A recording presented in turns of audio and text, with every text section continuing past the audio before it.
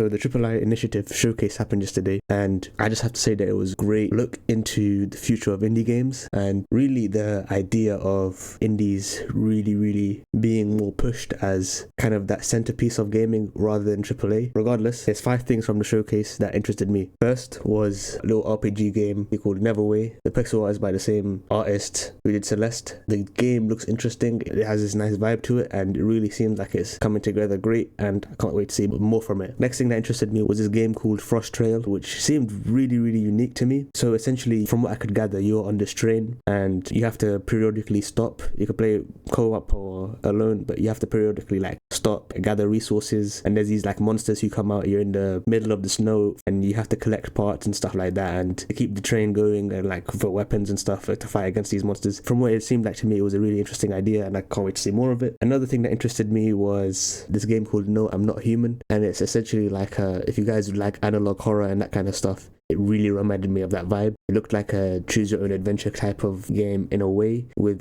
kind of, from what it could seem like, Papers, Please type of gameplay as well, in terms of do you let them into the house or something like that. I don't know exactly how it is, but it really intrigued me with some of the horror aspects to it. Next thing that really interested me also was Voidbreaker. The shooting here really intrigued me, and the explosions and the particle effects more than that. And finally, the thing I really wanted to talk about here, the Katana Zero DLC. The one more thing at the end. If you guys don't know me, Katana Zero is my favorite indie game. The DLC is still coming. I've been waiting for that DLC for I think it might actually be half a decade at this point. At some point I want to review Katana Zero, and I'll probably wait for the DLC to do so, but if you guys want one recommendation, that is a top tier game, and I can't wait for that DLC to come out. It looked amazing, and essentially the DLC is essentially a sequel to the base game, since that's what I was excited about from the AAA Initiative showcase. Really happy to see indie games as kind of a focus. Don't forget to check out the showcase itself, because the showcase had a lot of games there that may not interest you, but maybe something that is something you didn't know you needed. That's it for today. Hope you guys enjoyed. Bye.